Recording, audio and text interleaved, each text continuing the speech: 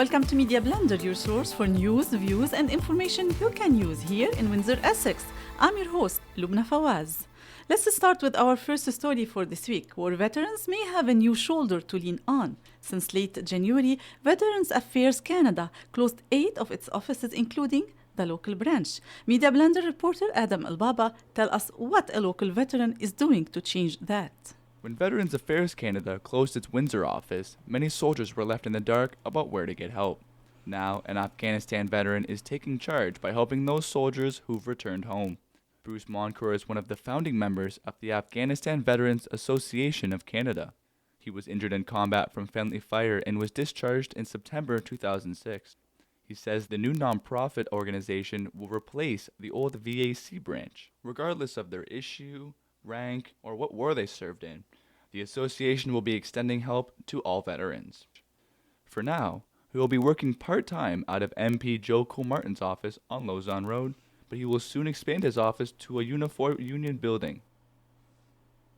That was Adam Elbaba talking about a new veterans office being run by local Afghanistan veteran Bruce Moncur. St. Patrick's Day fell on a Monday this year. Local bars, restaurants, and Windsor Police were gearing up for a St. Patrick's weekend. The Media Blender caught up with the owners of 2 local establishments, Chris Mickle and Dan Spada, as well as Windsor Police Sergeant Pam Mizuno, to find out how they prepare not just for the biggest drinking day of the year, but an entire weekend. Chris Mickle describes how the West End will have that big easy feel, but also the feeling of security. Today is the start of our 2-day St. Patrick's Day Festival in Old Sandwich Town, dubbed the Irish Quarter, where we shut down the streets and we allow you to take your beer from bar to bar and walk through the streets just like you would in New Orleans for St. Patrick's Day. Well, last year we had about 6,000 people through. We're hoping to top that and hit around 10,000 people for the weekend and throw basically Southwestern Ontario's largest St. Patrick's Day celebration. We put extended patios on all the bars and beer tents with heat, live music. That's why we're only closing the streets from 3:30 in the afternoon tomorrow, Monday being an open day for businesses as well as schools, elementary schools. We didn't want to have to reroute a large amount of traffic to go by the schools to keep the kids safe. We have increased amount of licensed security and police presence also with the festival this year. There's always safety concerns with considering so many people downtown that have been drinking. Capacity issues, and then just making sure no one's overserved.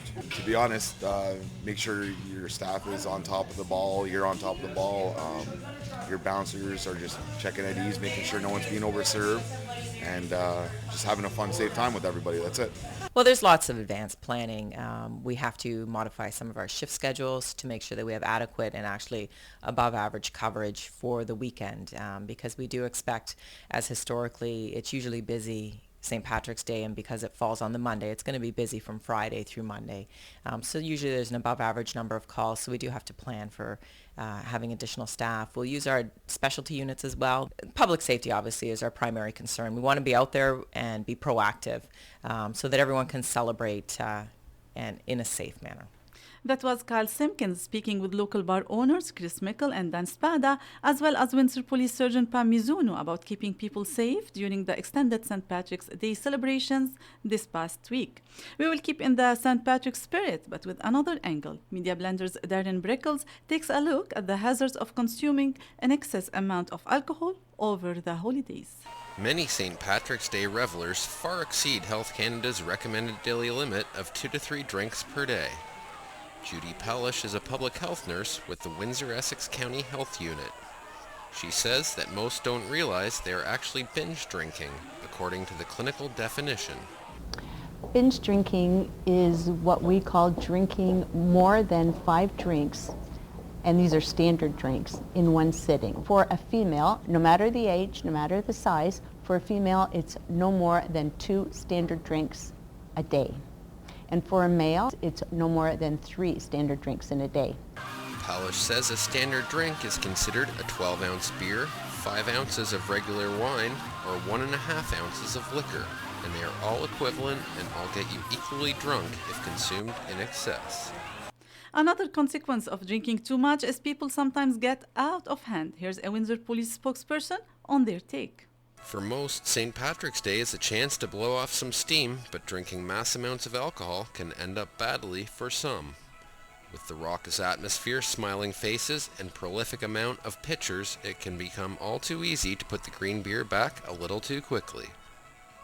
Sergeant Pam Mizuno says that while call volumes were up slightly last night, most people made it home safely, and there were only a few isolated incidents. Well, last night, the calls, of course, were what we anticipated. It was a little bit busier on average for a Monday night. You'd see around 86 or 88 calls approximately. And last night's calls for service was approximately 119. Ms. Zuno says that the Windsor Police Service prepare for holidays like St. Patrick's Day, where heavy drinking is involved, by ensuring they have adequate staffing.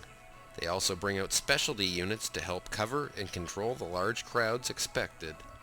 And finally, bars and pubs are a common place to celebrate this holiday. Here is what a local bar owner has to say about the celebrations.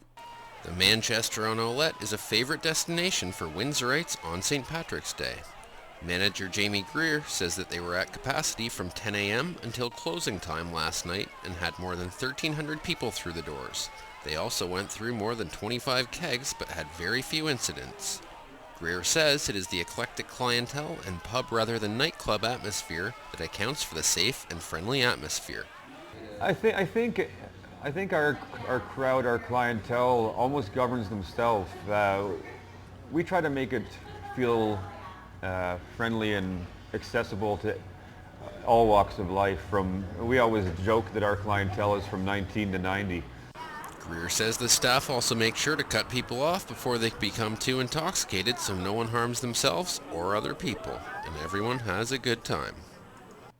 Spring has sprung, and the effects of this time of year could bring down more than the snow level, but your grades as well. Here's some tips from the Media Blender to kick the funk and keep your professors happy by using spring as a tool instead of a distraction. Signs of spring fever are glowing in the eyes of students, and the snow hasn't even completely melted yet.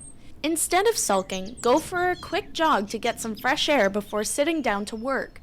This can recharge your mind and give you alone time to think about your papers before you have to work on them. When you come home, enjoying the outdoors doesn't have to end. Open a window in your room to let the fresh air in. Sure, it's nice outside, but don't let that distract you for too long. We all know there's a lot going on out there, but you'll have plenty of time after to soak up the sun. Keep an eye on how much time you spend outside having fun, and match it with an equal amount of study and sleep time.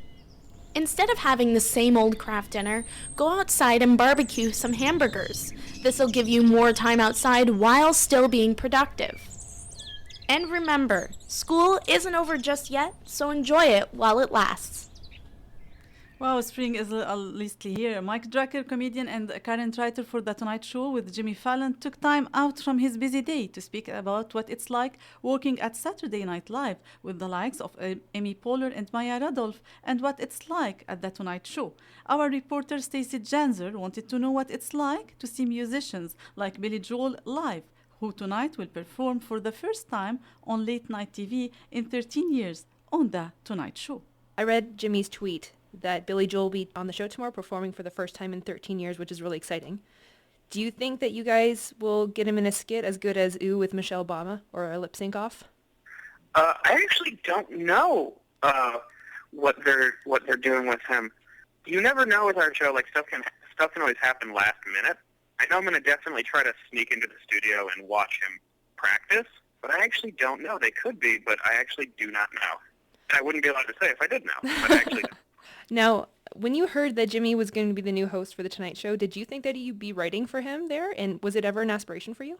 When I got the job, I got the job before the announcement that it was becoming The Tonight Show. I got the job when it was just late night. There were no, there were no announcements regarding anything. So when it happened, it was almost kind of strange. The announcement happened about 4 or 5 months into me having the job, and it was like, oh, we're going to become this much bigger show very soon. So I wouldn't say it was ever an aspiration to specifically write for The Tonight Show. I enjoyed it when I was a little kid. I remember vague memories of Johnny Carson from when I was a kid. I think he transitioned out when I was 6 or 7, so I was never really allowed to stay up that late. But I've always valued the tradition of that show and what it's worth and what it means to TV history. So when I found out I'd be writing for the show, I was very excited, very nervous. I was terrified. I'm still terrified. Jimmy seems like an excitable guy. So what's it like working with him? It's great. He's super, super funny. I guess I didn't know this or didn't expect it, but he's one of the best improvisers I've ever met in my life. Like, he has the ability to recall information so fast on the spot that there's stuff on the show that seemed written that he's totally making up on the spot with our announcer, Steve Higgins. Like, he's super fast. And it's a little intimidating because I took improv classes, but I'm a slow improviser. It takes me a long time to build to something. I'm much faster at a keyboard than I am person to person, but Jimmy is just super, super fast and super, super funny. And he's a very nice guy behind the scenes, too. Like, super cool, very nice, cares about people, like, knows when it's your birthday, that sort of thing. Super cool guy.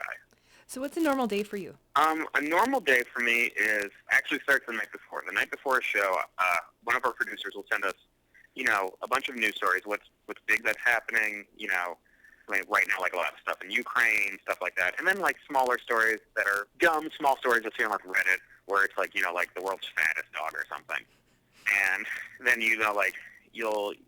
the night before I'll spend about an hour or two writing about it, writing a couple joke ideas, where things could go, what things could become. I'll pitch a few ideas to our head writer, and then I come in to work about 6 or 7 a.m. and write for about 3 or 4 hours, and then I send a couple pages of jokes to my boss, who then picks stuff and sends it back to me, and then I keep writing until we have a meeting with Jimmy around 1:30 or 2 o'clock, where he reads everything that we wrote that was picked, and then he decides what he wants to do.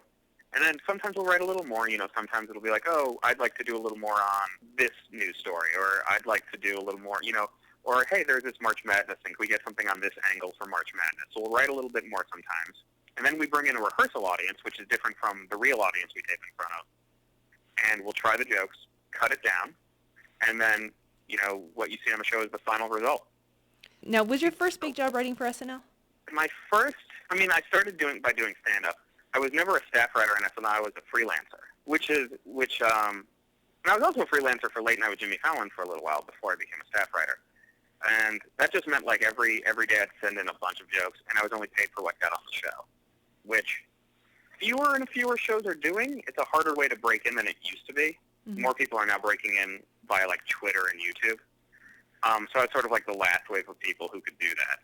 So I wrote a ton of jokes for Weekend Update. I got a fair amount on. I did a Montreal Comedy Festival in 2012 as a new face of comedy because I also do stand-up. And from there I started to get heat. My Twitter was doing well during the American election, and the combination of having done Montreal and done really well in Montreal and my Twitter account got me an interview at Fallon.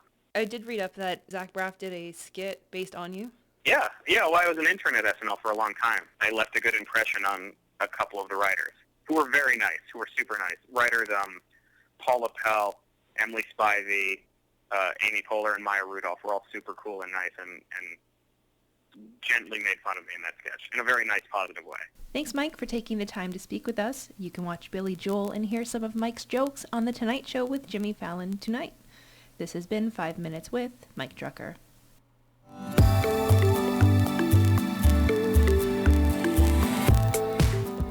And thank you, Stacey. This is Loubna Fawaz, and you've just enjoyed another edition of the Media Blender.